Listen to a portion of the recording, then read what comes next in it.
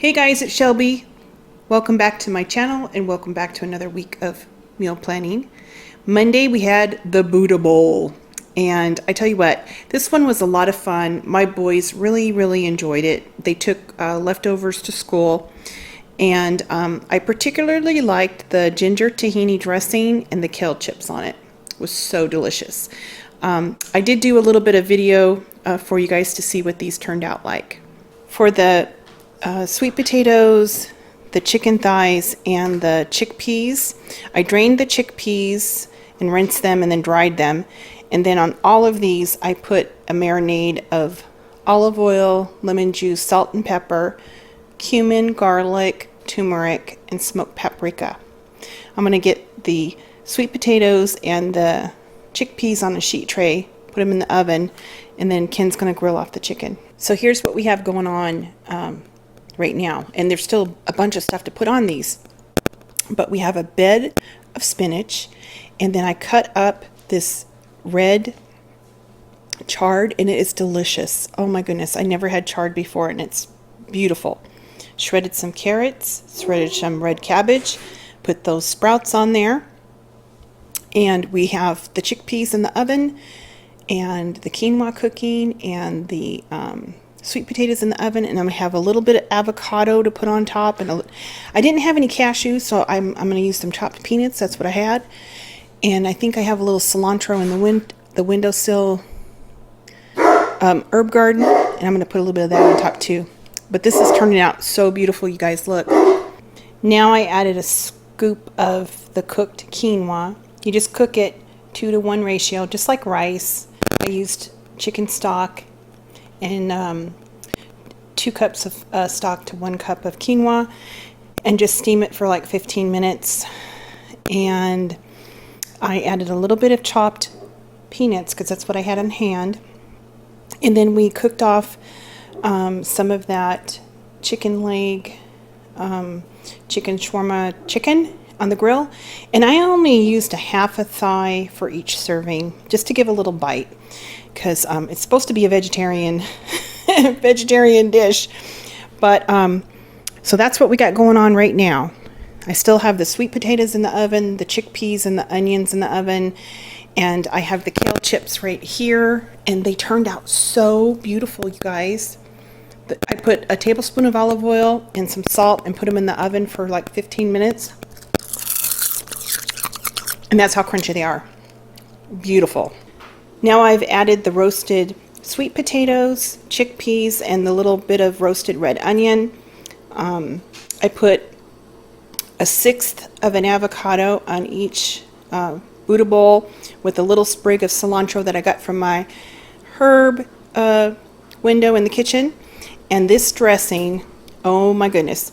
Now I did it just with the tahini and the cashew butter, lemon juice, a little bit of honey, garlic, ginger, and a little bit of water to kind of thin it out. And I put a note on my recipe because I usually do have tahini and cashew butter in my pantry, but I have to go all the way to Trader Joe's to get it. It's an hour and 15 minutes away, and I only go there like you guys know, like a couple times a year when we do our big grocery hauls, big stock ups. So I put, if I don't have those items on hand in my pantry, just use peanut butter. It would be a great, cheap alternative solution to if you don't have tahini and cashew butter. It would be delicious. And this dressing is, oh my gosh, it's packed with flavor. So this is it. Behold the Buddha Bowl. On Tuesday, we did Baja fish tacos, and I just beer battered some fish and served up the tacos. But the white sauce was so good. I'll put the recipe to the white sauce in the description box because that was pretty exceptional.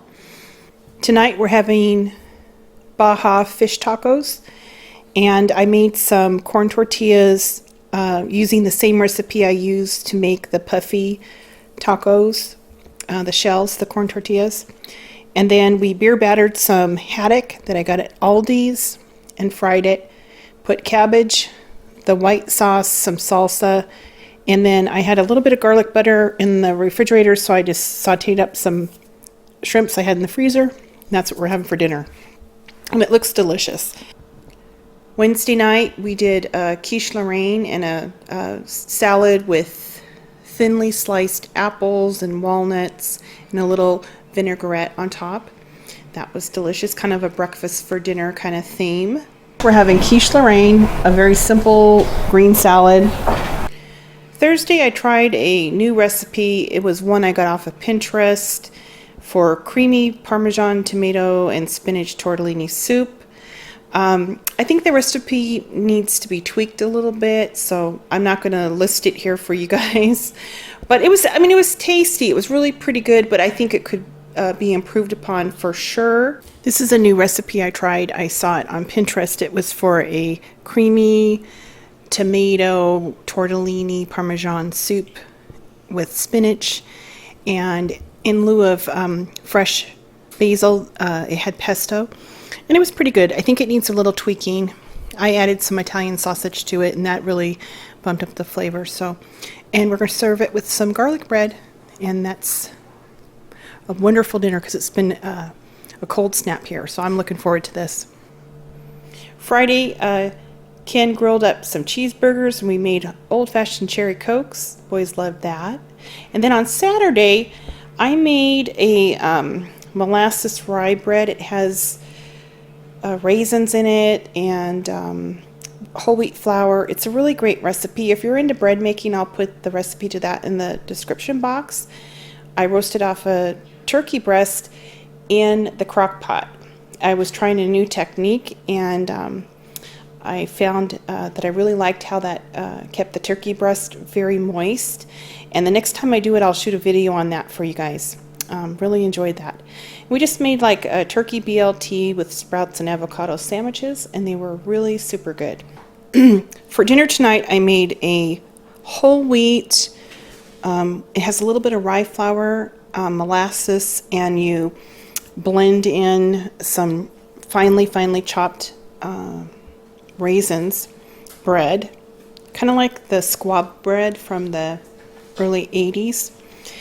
I roasted off a turkey breast. We have bacon, lettuce, tomato, avocado, some sprouts, red onions, a little bit of mayo, and Swiss cheese. I just put the whole kitchen sink in here. That's what we're having for dinner. I just wanted to show you guys the crumb on the bread. You can tell that I sliced it when it was still a little bit warm, but it's a really great recipe. A lot of times whole wheats don't rise as good, and this one has a blend of rye, whole wheat, and white flour, and it rises every time, and you can see the little flecks of raisin through it. It's a really great recipe. I'll put it in the description box if you guys are bread makers. Sunday dinner, I made the country fried pork chops, some applesauce, garlic mashed potatoes, and green beans. So I'm cooking dinner. I have some potatoes boiling, and I roasted off some garlic. I just cut the tops off, put a little olive oil, put them in a 350-degree oven for about 45 minutes, and now I'm just letting them cool. And then I'm just going to take the garlic out and add that to my mashed potatoes for garlic mashed potatoes. It's got that going on. Got some pork chops frying up. And over here I have some apples that I've cored, sliced, and peeled. I'm going to add, and I usually do about half an apple per person to make a apple sauce to go on the pork chops. And I'm going to add 2 tablespoons of sugar, 2 tablespoons of butter, and I'm going to let these 5 apples go ahead and cook down. Just sprinkled on a little bit of cinnamon. These have cooked for about 15 minutes, and they look great, and that's what we're going to serve on top of our pork chops. So to make these garlic mashed potatoes, I have about 3 pounds of potatoes that I've cooked in their fork tender, and then I roasted off that head and a half of garlic, and it makes it really a mild flavor. And then I put some salt and pepper, about 6 tablespoons of butter, and we'll just go ahead and start getting these mixed. And then I'll add enough either milk or half and half or cream to make them really creamy. So I just slowly add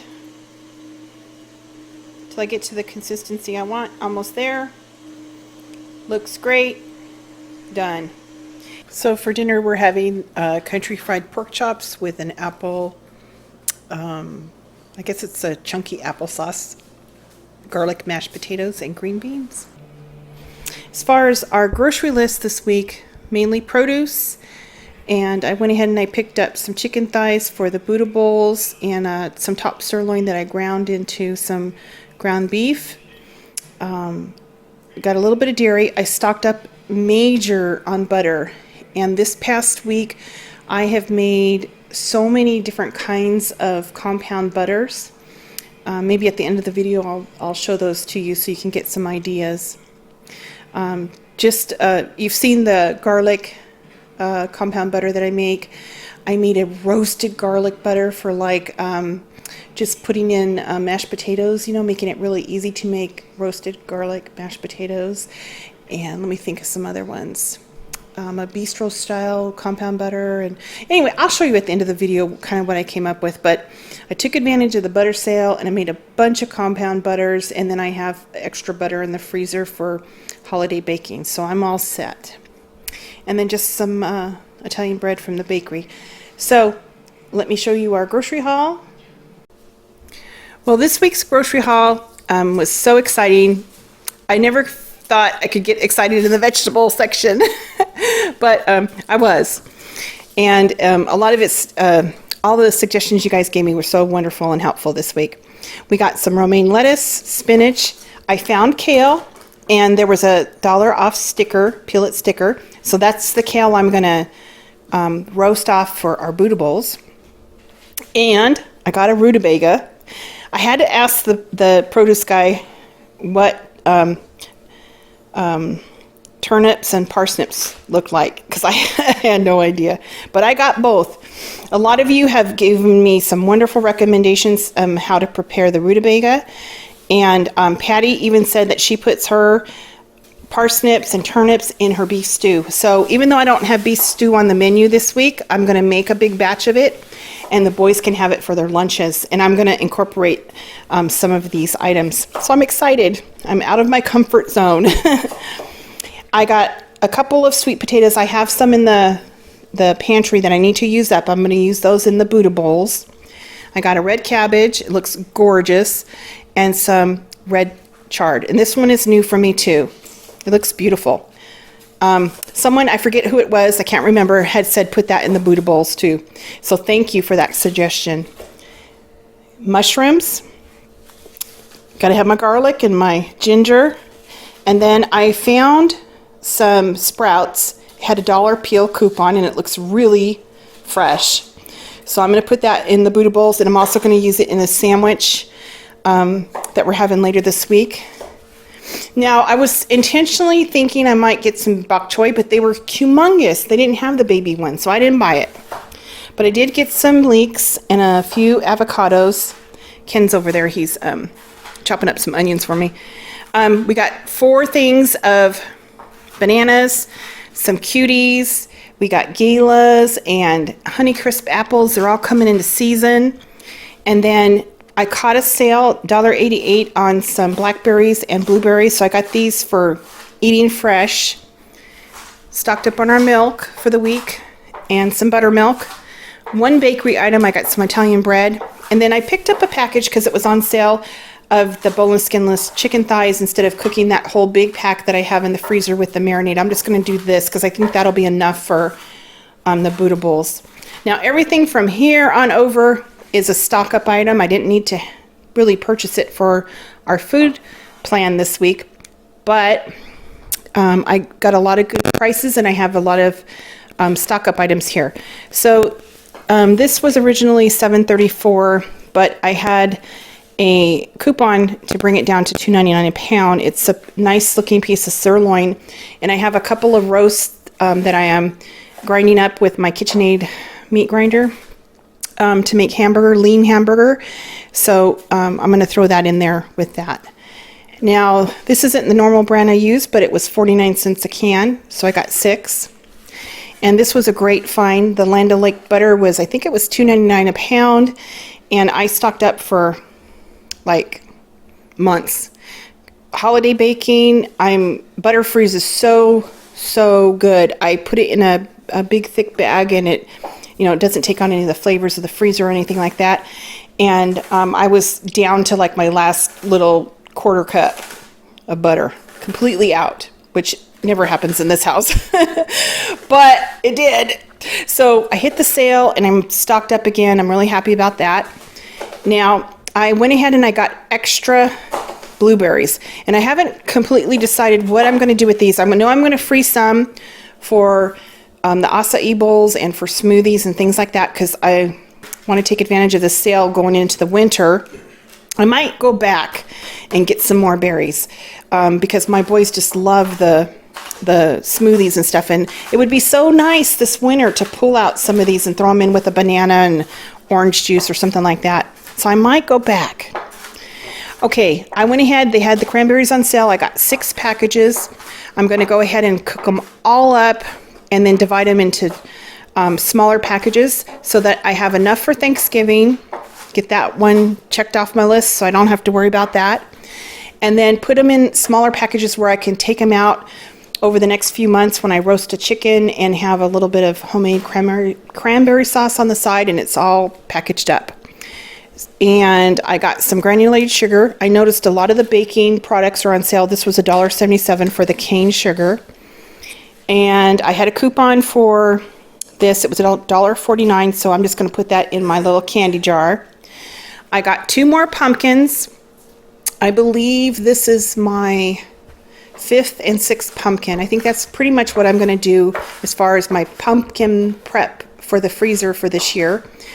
And I have thoroughly enjoyed Pam sharing with me her recipe and how she did it. She gave me a lot of wonderful advice, and it came out perfect. So I am going to process these pumpkins, bake them off in the oven, puree them, and then get them in serving sizes that I use in my baking so I can extend the pumpkin season a few more months. And then finally, my dill just completely died, my windowsill dill, and I just noticed it. I don't know I don't know what happened, but it's dead as a doornail. And I saw this in the produce section, and I thought, oh my gosh, I am going to get this and make a compound butter with maybe a little bit of shallot, a little bit of garlic, some lemon, salt and pepper, and freeze it in those compound butter logs like I do the garlic butter. And that way I will have the ability just to take off a little sliver of it and put it on fish. Like, Aldi's has that frozen fish that looks really good. And it would just be so easy to do that and put it in the oven and, bring in some fresh flavors. So that's what I'm going to do with this. Okay. Now my grocery, I spent a little more than normal because I got so much stock up stuff. $204.99. Here I am in my freezer. This one was a roasted garlic, and I just roasted garlic. I cut off the tops and put a little olive oil and roasted it in foil for about 45 minutes in a 350-degree oven. And the ratio was 1 head of garlic per stick of butter. And it's I'm going to use this to make roasted garlic mashed potatoes. Another compound butter that I did was a berry butter for like pancakes and waffles, that kind of thing. I used blackberries that were on sale and some raspberries. I've made that before. It's delicious. You can add a little maple syrup to it too if you want to. Now this one, cilantro, lime, jalapeno, garlic, and shallot. I thought this would be a great base for making like cilantro lime rice and a whole myriad of things, like opening a can of pinto beans and making some quick refried beans. All the flavors are there. So that one I'm looking forward to using. That's another roasted garlic, another berry butter. Let's see what we got back here. I went to town on these butters because I love them. Okay, this is a bistro butter. It has rosemary, thyme, garlic, lemon, shallots, salt, pepper, a little paprika. And I use this to make bistro style roasted chicken. And then here's that dill butter that I made. It has dill and garlic and shallots, salt and pepper. And this is what I'll use for some fish. And I put lemon in here too, lemon zest and a little bit of lemon juice. Okay. Now this one is very similar to the bistro butter, except I added sage to this. So I thought this would be great for turkey roast, putting it under the skin of a turkey breast or when you roast a whole turkey. So yeah, that one's ready to go for Thanksgiving. Another thing down for Thanksgiving. And then this one I'm excited about. It's I said it was chive butter, but I actually use green onions. I put the green onions in my food processor and then chopped them up really fine and then mixed it with butter, salt, and pepper. And I'm going to use those for baked potato night. I'm trying to get all my herbs kind of used up from my garden and take advantage of this butter sale. So those are the butters. What's this one up here? That was more garlic butter. I think I made 2 of those because I use that a lot. I'm stocked up for butter for baking. And then I went ahead and I did the cranberry sauce and I got that into 12 packages.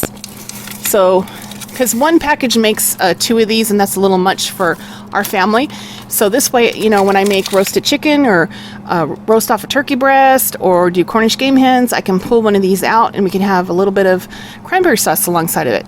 I did my pumpkins puree, so I'm done with that.